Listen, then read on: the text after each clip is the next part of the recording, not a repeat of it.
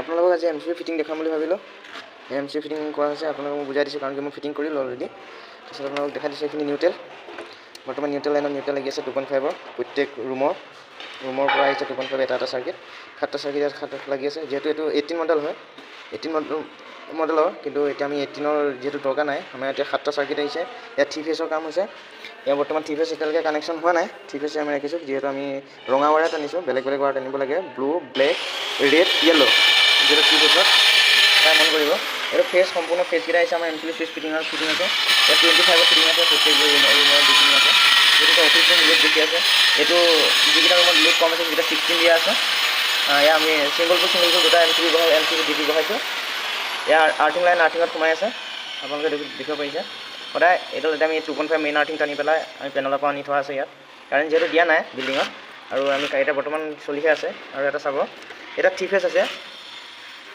ইয়াত আপোনাৰ 3ডাল দেখিছে ৰঙা, আমি 2ডাল ৰঙা ইয়াত তলত মাৰিম, ফেজ আৰু ফেজ নিউট্ৰেল দুটা ডিপি যিহেতু আছে, ডিপিত কানেক্ট কৰিম আমি। নিউট্ৰেলটো আমি ইয়াৰ পৰা আউটপুট কৰি ইয়াত আউট দিম, যিহেতু ইয়াত হ'ব, ইয়াৰ ওপৰত হ'ব, আমি আউট তলদি কৰি ইয়াত দিম।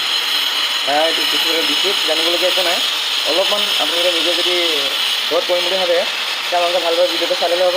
তেতিয়া ফ্ৰেছ ৰুমৰ পৰা যেতিয়া ফ্ৰেছ নিউট্ৰেল আৰ্থিং আহিছে, আৰ্থিঙৰ জেগাত আৰ্থিং লাগি গ'ল। ফ্ৰেছৰ ইয়াৰ প্ৰত্যেকটো চুইচত এম চি বি চুইচত ফ্ৰেছ লাগি আছে, প্ৰত্যেকটো ৰুমৰ এটা আৰু নিউট্ৰেল লাইনত নিউট্ৰেল লাগি আছে। বৰ্তমান নিউট্ৰেল যিডাল পেনেল আছে সেইডালত আমি নিউট্ৰেলটো লগাই দিছোঁ।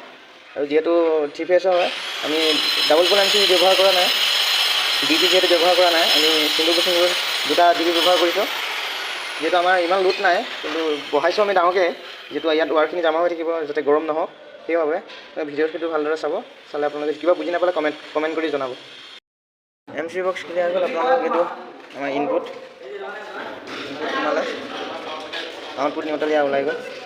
আউটপুট দিয়া আমি পেনেল ফিটিং কৰিছোঁ, পেনেল লগাব সদায়, যিহেতু পেনেল পাতি লগালে স্পাৰ্ক নহয়। এইটো 3 ফেজ, ইয়াত ইনপুট সোমাইছোঁ ডাবল ফেজ, এইটো আউটপুট দিয়া হৈছে।